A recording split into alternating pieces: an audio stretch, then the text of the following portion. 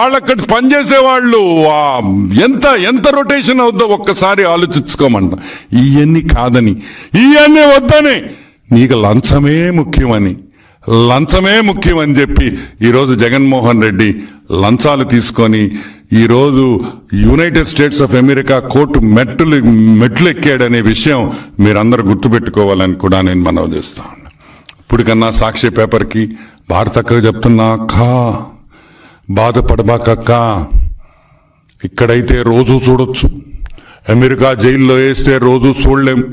నీకు మంచి అవకాశం కూడా ఇప్పిస్తాం.